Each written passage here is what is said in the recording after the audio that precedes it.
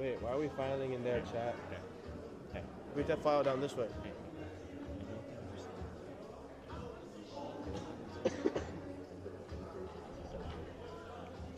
Don't talk. It's in the internal mode. So see how I'm talking, it's going up? Whatever we say, they'll hear. They'll hear on the broadcast. So everyone just heard you say it. No, it's not live. Yes, it is. Yes, it is. It's going to work for 14 minutes. This is taking a live right here. It says live 14 minutes. There's 3 people. No, we're not 5 people. We'll get ourselves up.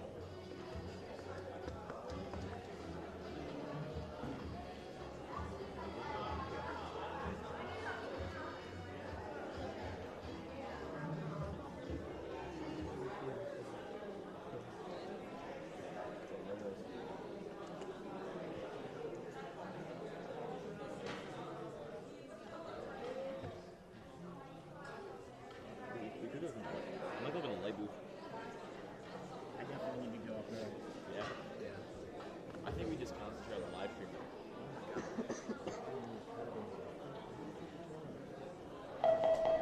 At this time, all juniors may report to the theater for the assembly. All juniors may report to the theater for the assembly. Also, teachers of grades 9 and 10, you're reminded to follow the AML link on Mr. White's YouTube page for the live stream of the assembly. The bells will be turned off for the assembly. We should finish in about 45 minutes. And at the conclusion of the assembly, students will be dismissed to their 7th period class. So please hold students in 6th period until the conclusion of the assembly. Thank you.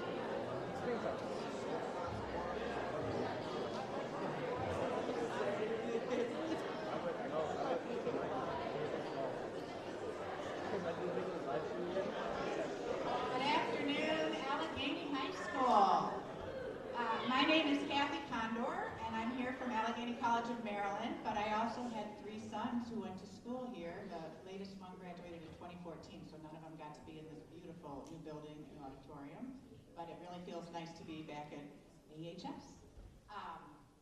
We are here to talk about a grant that Allegheny College of Maryland received from the Maryland Community Health Resource Commission to bring mind-body medicine to all of ACPS. And we're doing these assemblies to sort of give everybody a little bit of a taste of it, but then certain classes in each school will be invited to participate in a longer 10-week group, which will be 10 class periods over the course of 10 weeks. And it may be because of the semester schedules and stuff, we may try to negotiate something where we do 2 weeks, one week or 2, just to get all 10 weeks in before Christmas. And I am super excited about this. I learned about mind-body medicine in 2016 when I was, I don't know how old I was, but like 54 or something. And I just, the first thing I thought when I learned about all the science behind this was, why aren't we teaching this to our kids? Because it would have been really helpful for me as a person and also as a mother. So oddly, here a few years later, I saw a grant come up to bring services to county public school students and applied for it. And even though ACM has actually never acted as a service provider before, we are now, and we're really excited about it. I'm going to hand it over to my friend and mentor and colleague and teacher, Laura DeVormet. Hi there, everybody. I'm Laura, and this is Rosie, who is still a puppy, and she's being trained to be a service dog. So she's not quite on top of her game, although she was the last couple days when we were in other schools, but I think there's something about all of you down there in mass that's a little scary for her, so hopefully she won't be a distraction to any of us. So I've been doing this work for over 35 years. I'm originally from Minneapolis, Minnesota, and have done this work with preschoolers all the way up to teenagers and college students, and it's been life-changing. And I wanted to tell you a little bit about me and why I care so much. I grew up in a very, very, very, very dysfunctional family. My mother was a prostitute and a drug addict, and actually sold me for the first time when I was 9 years old. And I eventually was in the foster care system, and had it not been for teachers, I wouldn't be sitting here today. I had teachers who really cared about me. And had it not been for a neighbor who was the first person who ever told me that I was loved, I wouldn't be here today. I had never heard the word love. My mother was so dysfunctional. She wasn't capable of loving anyone, including herself. She'd grown up in the Depression under very hard circumstances, and her dad died in a blizzard, and her mother became mentally ill and just shut down and stopped talking for years. So she was 3 years old and raised by older siblings who didn't know how to take care of themselves, let alone her, or the brand new baby they had. And I share that because what I want you to know is no matter what your circumstances, no matter what you're going through, you can grow through it. If I can, anybody can. And I suffered unspeakable conditions. I wrote a book that is an award-winning book, and it is also coming out as a movie, which makes my head spin in circles. I didn't go looking for that to happen. An incredible screenwriter, producer found me. And what I know is that it's really important when we're a kid and we're having challenges to reach out and ask for help, which is the hardest thing to do. And the reason why that neighbor was so important is she was the very first person who told me that she loved me. And I suddenly had this aha experience. Oh, that's why I was born. I was born to feel this thing called love. And before that, I'd already had a suicide attempt and was on a trajectory to kill myself because I couldn't understand why anybody would want to be here because life was so miserable. Despite that, I got scholarships. I went to college. I have advanced degrees. and I've been teaching and training people for many, many, many years now. And so I really want to be an inspiration to anyone who's going through challenging times. And that's the only reason I wrote the book, is so that I would be an inspiration to others. So what we're going to be doing is we're going to be teaching you some skills related to stress reduction, which also help if any of you have been traumatized. And of course, I carry bucket loads of trauma with my history.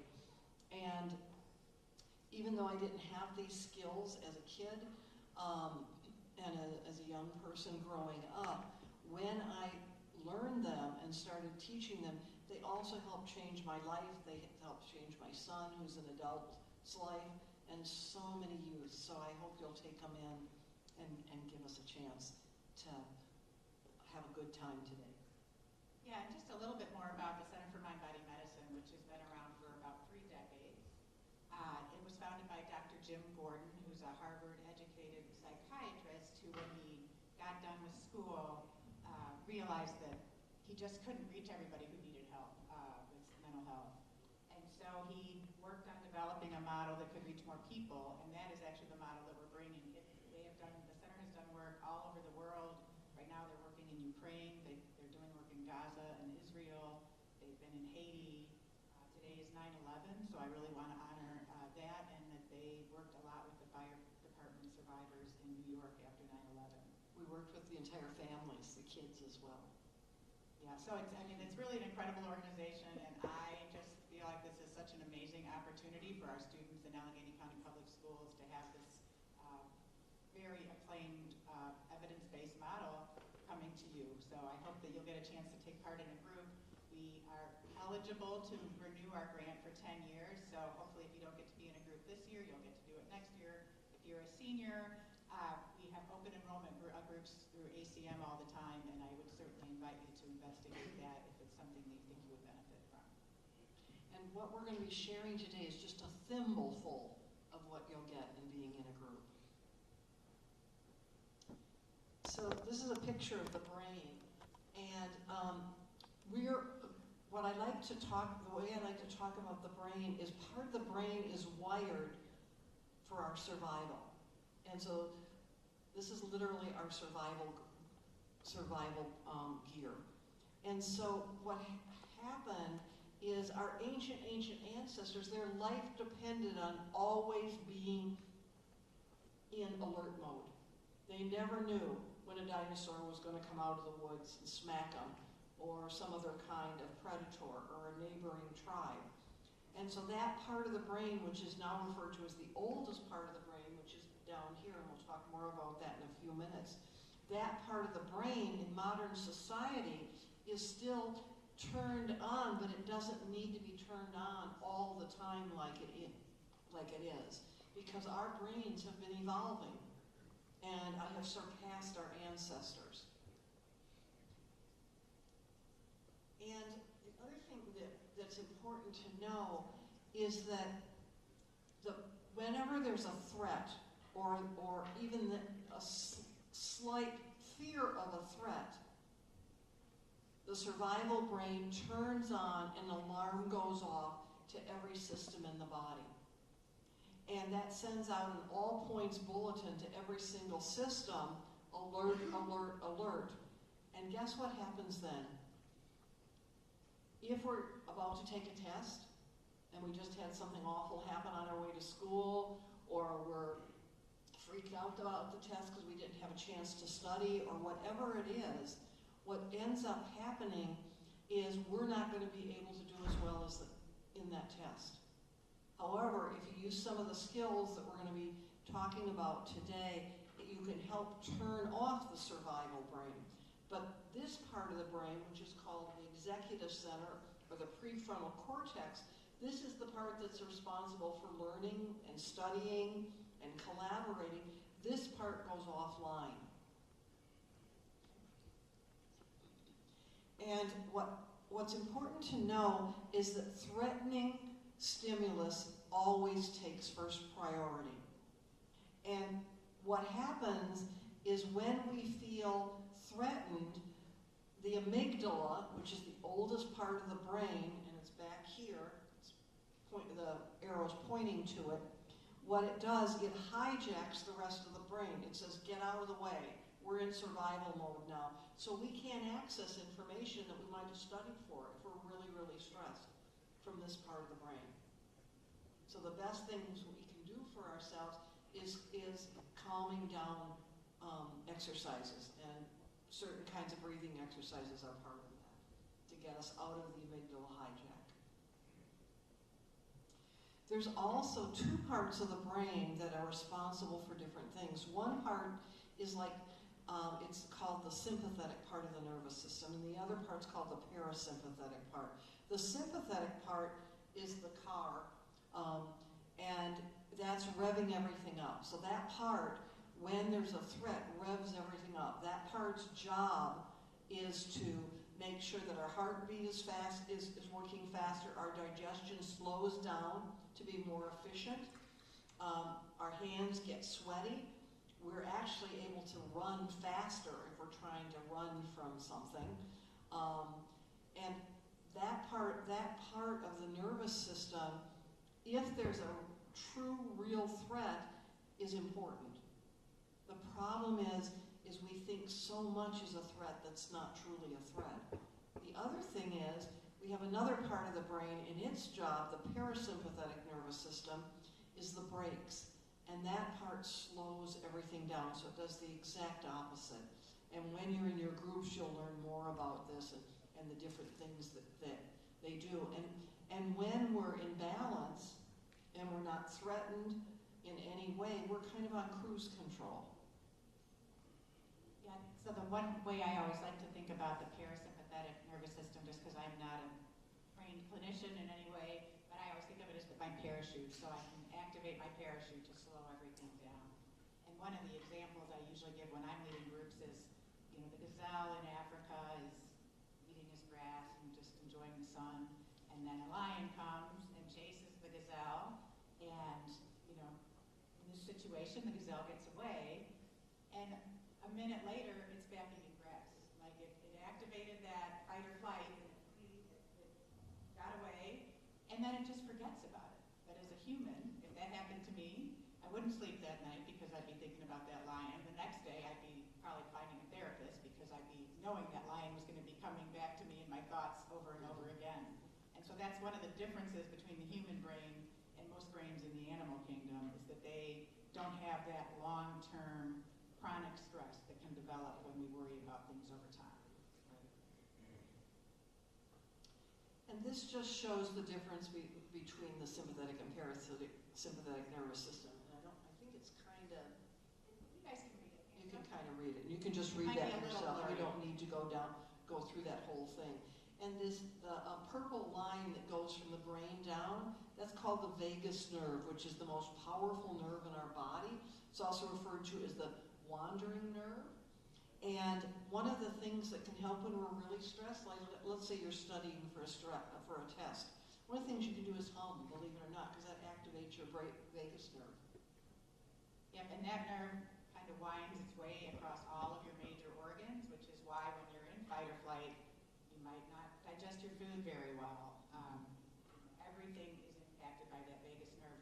One of the reasons that COVID may be having so many weird symptoms with so many people is they think it is actually impacting the vagus nerve, which impacts every other organism every other organ in your body. Go ahead.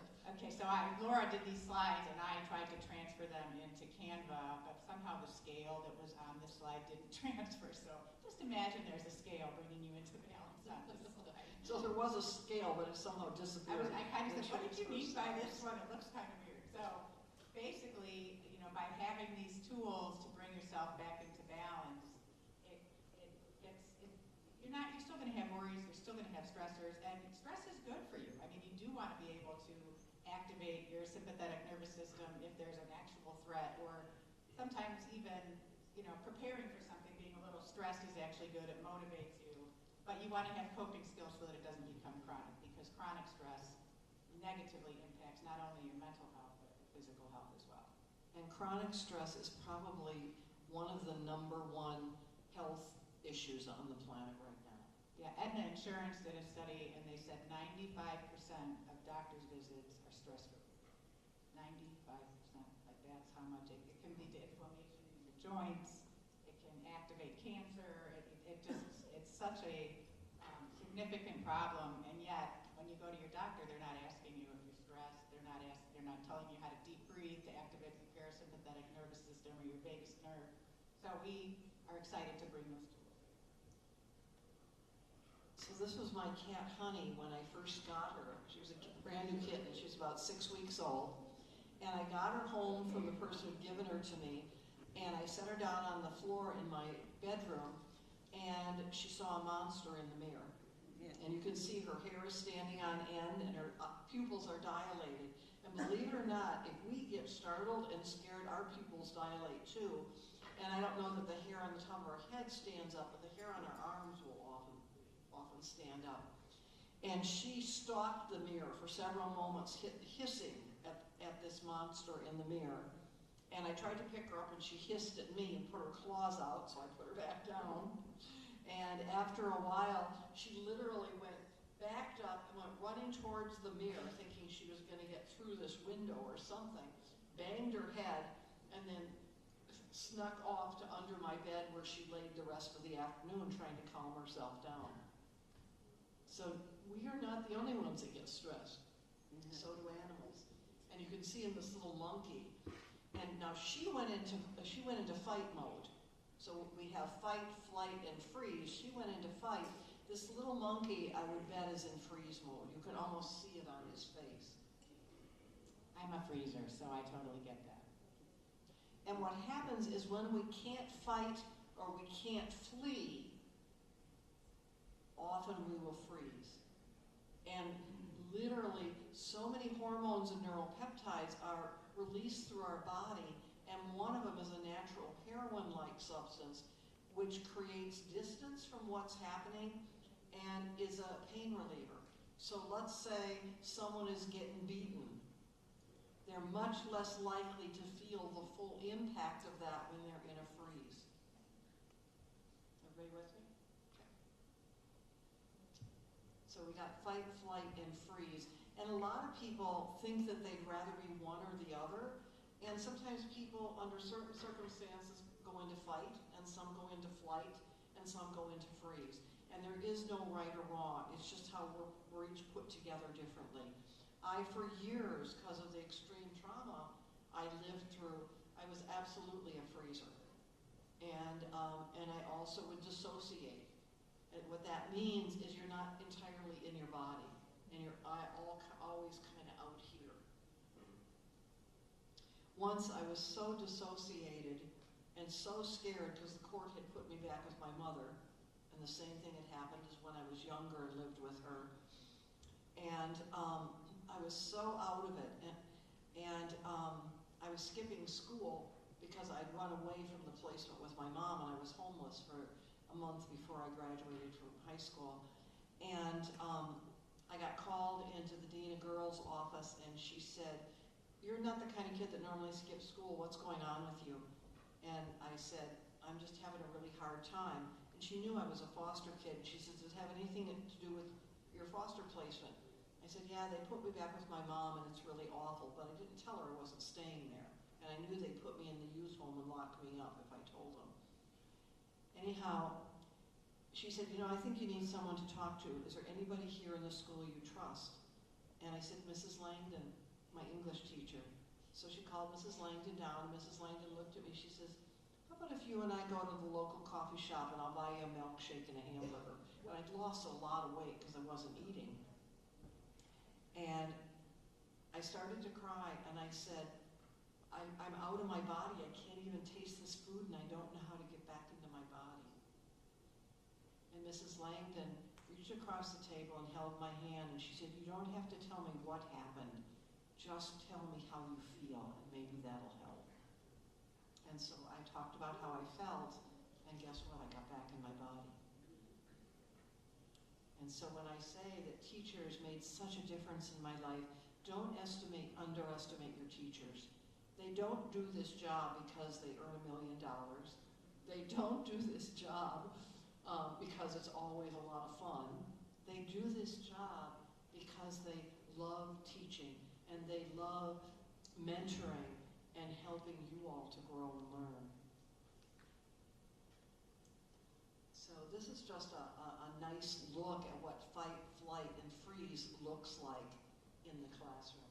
You want to read that to them? Sure, well, I won't read it all to you, but if you can read down that, you know, if you're fighting, if you're acting out, if you're behaving aggressively, sometimes people who crack jokes a lot, that's a form of, it can be both fight and flight, I think. Hyperactivity, screaming and yelling, flight, withdrawing, becoming completely disengaged, missing school, daydreaming, sleeping in class, and sometimes sleeping in class is because you've really got a traumatic situation at home and you're not getting any sleep.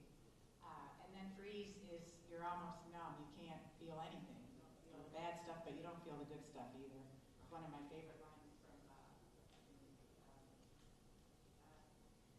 it'll come to me. But anyway, that's such a truism that if you can't feel the bad stuff, you really won't feel the good stuff either. Maybe you just can't, we had kids in an elementary school yesterday who were trying to answer a question, and then when we called on them, they just, I can't remember now. And that's definitely a little bit of a freeze sign. Right. And the thing is, what's important to know is we're hardwired this way. You're not mentally ill. It's your body doing what it has been designed to do, hardwired to do. And so that's a good thing.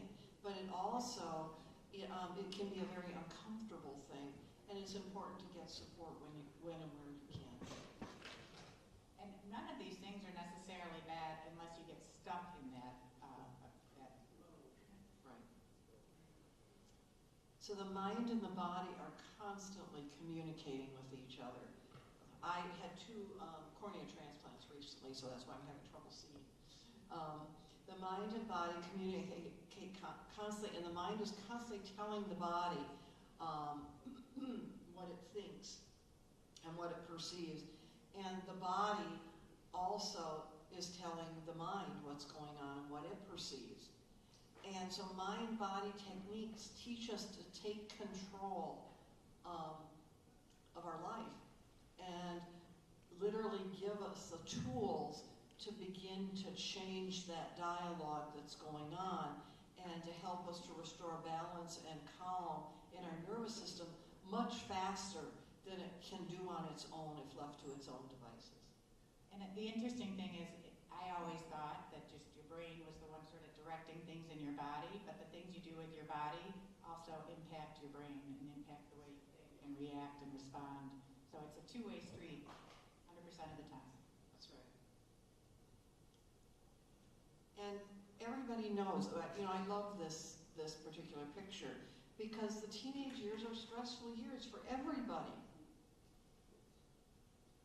You have a good time and you end up meeting people that you really care about and like, but it's also a time of a lot of decisions and a lot of changes, and your brain continues to develop in girls till they're 23 and boys till they're 25. So there's been a lot of research on the brain itself, and they say during this period of time, the brain's on fire. I can't remember when this happened, but we were talking about being older, wanting to go back. Nobody wanted to go back to high school or middle school. You might want to go back to when you're 25, but nobody really enjoys that. That was not a favorite time in life for most people. And worry is going into the future and making up things and scaring yourself in the present. It's wasted. And so many people who have anxiety or are stressed, it's coming from worrying. And this is an example of worry is imagery in action. So instead of thinking about what we might want in our life or using imagery to calm our emotions down and to help us to relax, we're thinking about all the things we don't like. And we literally, it's like this picture, all of those worries start piling on top of us.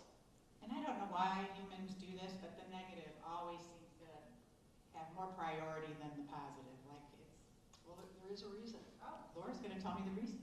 The reason is because the brain is still hardwired that way back from prehistoric times.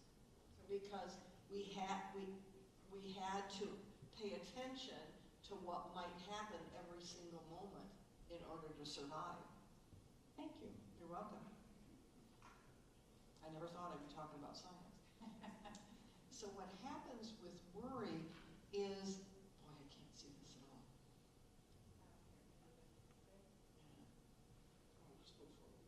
So when we're worried, the cortical centers in our brain start sending messages that are alarming to the amygdala. The amygdala, remember, there's that green place that's back here in our brain? That's the oldest part of the brain. It's also called the reptilian brain. And then that, in turn, activates the fight-flight response just by worrying. And then when the signal from the cortex gets the message, all clear, it sends out an all clear response and begins to quiet things down. And we can do that literally by shifting, going from a place, let's say I'm worried about something. I can shift that by taking it to a place of wonder. Like, let's say I'm about to take a test and I'm worried about that test. You know, I wonder how well I'm going to do today. I wonder what's going to, if so-and-so, my friend's going to meet me after school.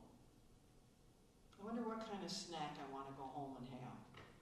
And that's less, the worry part would be, I know I'm going to fail this test. Right. And then by changing it to wonder, you're actually opening possibility. That's right. And then that calms the nervous system down. And I love this particular picture of the brain because it's another way to look at the brain. And the right side of the brain thinks in pictures and sounds, and it's very spatial. And it's all about relationships. And the left side of the brain, so the right side of the brain looks like this open park. We're all having a good time in the park. It's also the most creative part of our brain. The left side of the brain is responsive for speaking, writing, and understanding language. And we need both sides of the brain. We absolutely need both sides of the brain. I know that some of you guys are probably driving. I know when I'm driving, I'm clearly in my right side of my brain because I have my best ideas, and I think it's just because you're just in that driving mode, so it sort of frees you up to have those kinds of thoughts. Yeah, kind of in the zone. In the zone. And it's why when I have to go somewhere out of my normal routine, I often miss my exit, turn around. Yes. So what we know from a lot of research is one mind-body skills that can make a huge difference is something called imagery. So we can imagine being in another place, walking through a forest. We can imagine all kinds of wonderful things. And what happens is the optic cortex lights up, and they've actually put people in PET scans, which are big computerized scanning machines, and they can see the optic cortex light up when a person's visualizing something positive. When we're imagining listening to something, let's say the sounds of nature, the auditory cortex lights up. And when we imagine, let's say we picked up a beautiful smooth rock or a piece of bark that fell from a tree that's intriguing to us, the sensory cortex lights up. And one of the things that I respect so much about the center's work is that Dr. Gordon's been doing this long before they could do this brain scan and see that it was actually true, that if you imagine something, the same areas of your brain would light up than if you were actually experiencing it. And now the science has evolved to the point where they can really prove what the center's been doing for more than 30 years. So what we're going to do is we're going to do a couple of exercises, but first what we want to do is something called diaphragmatic breathing. It's also called self-belly breathing. Do you want to do that? Sure. So this is the center's sort of main meditation that they do at the start of pretty much every group, and the start of when you have a meeting with the center, with the staff, we start with breathing. So what I want you to do, and maybe you guys have done this, I know experience this a little bit yourself. But go ahead and just sit back in your chair with your feet flat on the ground.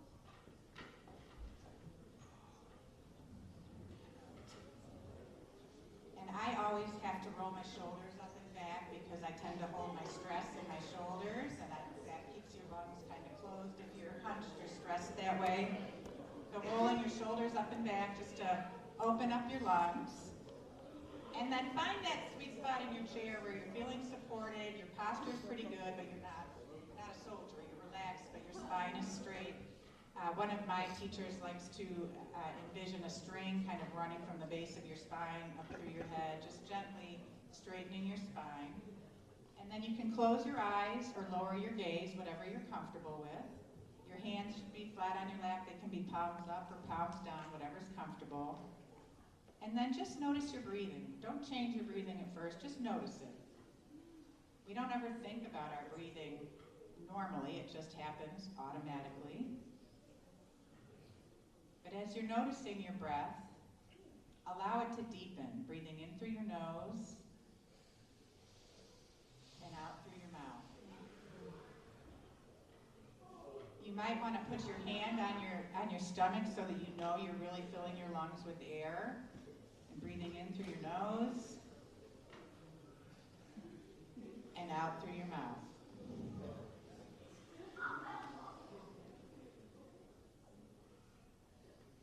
Breathing in through your nose. And if thoughts come, you can just acknowledge them and let them go and return your focus to your breath.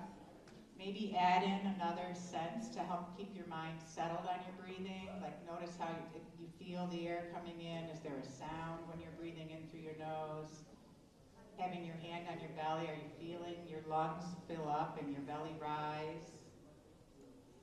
When you're blowing out through your mouth, do you feel cold air, hot air, warm air on the back of your teeth?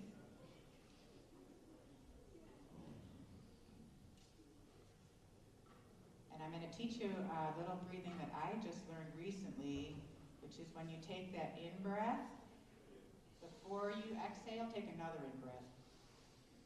Feel how much more air you got in your lungs that time, and then exhale fully. Really take a long exhale. And the gentleman I learned that from said that's the fastest way to activate your parasympathetic nervous system, to activate your vagus nerve. So that in-breath, another in-breath, and then exhaling fully. Well, thank you for trying that with me. You might want to, if you were really doing it well, you might want to wiggle your fingers a little bit. Sometimes it's a little disorienting when you're in a meditative state like that. We didn't do that long enough to get into a meditative state, but it still sometimes just takes you a minute to be focused. And just doing that for a minute or two, like let's say you are anxious about a test, or you got a speeding ticket on your way to school on the morning of a test, and you know you're going to have to go home and explain that to somebody, and that could really be taking you completely out of your thinking brain and putting you completely in your stress, your fight or flight, your amygdala, and you're not going to do well on that test if you can't get back into your thinking brain. And just doing those few breaths like that can do that for you. And what we do with the younger kids is we have them imagine smelling a flower and then blowing out a candle. So it's the same breath, it's just they have a little device, so to speak, to think of that with. And I'll tell you a funny story. I had COVID the first year it came out, and I nearly died. I was in the hospital for 6 weeks, and it took me over a year to completely recover. And the machine went off one night, and they couldn't get it started. And the nurse said, breathe, just take some nice deep breaths. Because I'd already lost so much oxygen, I couldn't remember. And all of a sudden, I remembered this. And so I put my finger up, and I started doing that and saying to myself over and over again, smell the flower, blow out the candle. Sometimes those little things that you learn come back to you when you really need them. That's right. So what we're going to do is we're going to do a visualization exercise. And visualization can be called imagery, it's called visualization. And what it is it's kind of like deliberate, directed daydreaming. this guy in the picture here he is visualizing that he is going to do a great job on the test he's about to take. So you can use this in very practical ways as well that can make a difference. That's okay.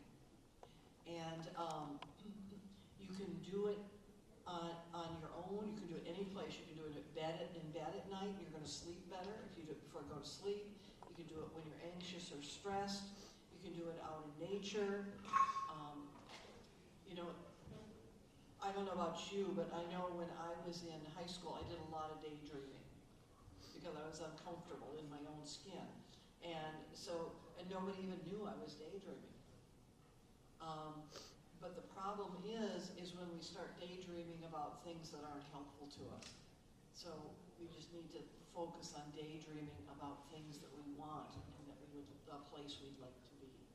And I think this is a lot harder to do in an assembly full of people. In the small groups, it's a lot easier because you're in a group of 8 or 10 people. It's a little less distracting, but we're going to try an imagery with you that hopefully is going to sort of help you understand what we're talking about, the mind-body connection. So I'd like you to close your eyes and or let your vision, your eyes drop to your lap. And that's a way so that everyone around you can have privacy. You're not staring at anyone. And I want you to imagine that you're a place in nature, or perhaps in a cabin in the woods, or perhaps in your own home, or a home that you love. It could be a grandparent's. It could be anywhere. You get to choose. And what I want you to do is I want you to bring all the sights, smells, and sounds of that environment. And I'm going to go through that a little bit. So imagine that you found the most beautiful cabin in the woods. You know, and there's a sign on the door that says welcome. And you've been hiking all day, so you decide to go in and sit down. And the windows are open and their curtains are blowing. And you can smell the nice, beautiful smell of pine through the windows. Perhaps the smell of some flowers. You can hear the sound of birds. Feel that nice breeze on the side of your face. Or perhaps you've walked and you find yourself by a lake and you decide this is a great place to spend some time. And you decide to lay down next to the lake. You might even take your shoes off. And it's a sandy beach. And maybe you decide to lay close to the water so you can hear the lapping of the waves. Smell of fresh water. Feel the breeze in the trees. Sounds of nature all around you. So you choose wherever you want to go, what you want to do. Just create those scenes with as much imagery and as vivid as possible. And in just a moment, from a distance, you see someone or something walking towards you. You have no idea who this is, but it's someone or something who wants to meet you, who has a gift to give you. And as they get closer, maybe someone from your past. Sometimes it's someone who you loved very deeply who passed away. Sometimes it's just a being that's filled with light and a sense of deep compassion and caring. But just allow that being to come close to you. They're there for your benefit. And they may give you a symbolic gift, or they may choose choose to give you a gift of words. So indicate to them that you're open to that. And then take in whatever they give.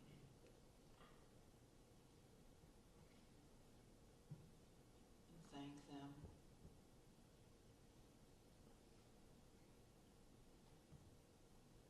And hopefully you'll have a sense of treasuring whatever it was that they gave you, in words or in symbol.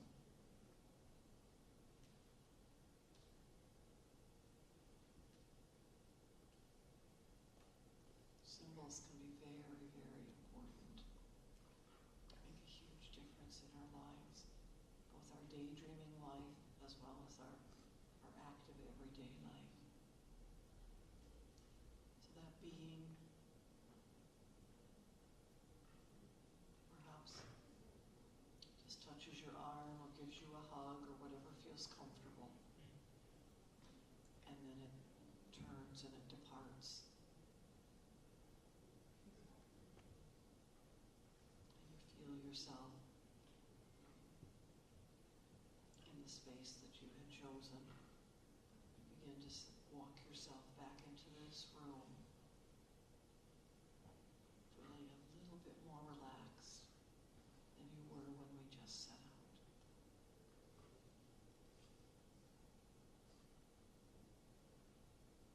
How many of you don't have to share what you got, you can share that with a friend later, or if you want, or in your class, but how many of you felt like you got some images that came to you?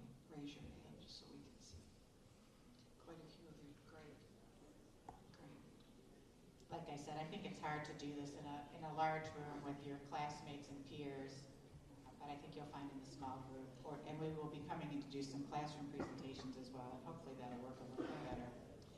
You know, the other exercise that we often do as ahead of this, but we don't want to run out of time, is an imagery exercise using a lemon as an example. And to tell you how incredibly powerful imagery is, if you imagine you're in a kitchen and you cut through a lemon, and then you pick that lemon up and smell it, and literally imagine that you're literally squeezing the lemon and some of that juice into your mouth, every single time people pucker. And salivate. And start to That's salivate. what you're thinking about. And salivate even before they get the lemon juice in their mouth. So that's how profound imagery impacts us. It's always something we use with doubters, is we do that lemon exercise, and they actually see that just by thinking about the lemon, they had the same response as if they had the lemon actually in their hand, in their mouth. So, how many of you heard the word mindfulness? So mindfulness is being present in the present moment. Not thinking about the past and not thinking about the future. It's literally being here right now. And without judgment. That's right. And we take in a lot more that way. Yeah, I love this picture. I actually, we did a school readiness fair for the really young kids, and I used, first time I was using DALL-E, like AI drawing, and I made the mindful piece, the crowded brain. I put like soccer balls and, you know, things that like kids would be cluttering their head with, that strike out, you know, things like that. And then I had the dog seeing the trees, and that seemed to really resonate with them. Like they realized they weren't even seeing the trees because they were thinking so much about everything else going on in their life instead of being present in the present moment. And just doing that, just like being consciously aware, like I'm only going to think about what's right here, right now. I'm going to smell it. I'm going to touch it. I try to make my coffee mindfully. You know, I really smell the beans. I think about the sound of the grinder. And it takes me out of that reel in my head for just a few minutes. And that's so beneficial to my mental and physical health. That's great. So before you leave, what we want you to do is to just tap your head for a minute. Just wake yourself up after we've done the imagery. And then tap the sides of your face. And right here is your thymus gland. And right here is your thymus gland. And so you're literally waking that up, and that also helps with the stress reduction strategy. And then just tap down your legs. And your arms. Inside of your arms and on the outside, and then just keep your arms a little shake. you. So thank you all. We will be sending some information out about the grant, and once we establish when we're going to be doing the groups at Allegheny High School. Those of you who are in that class will find that information, and we'll also be coming in once in the fall and once in the spring to do some presentations, probably in your health class. So thank you for your attention. You guys were really good, and we appreciate that. We had some crazy middle schoolers yesterday. So thank you, and we hope to see you again. We were honored to be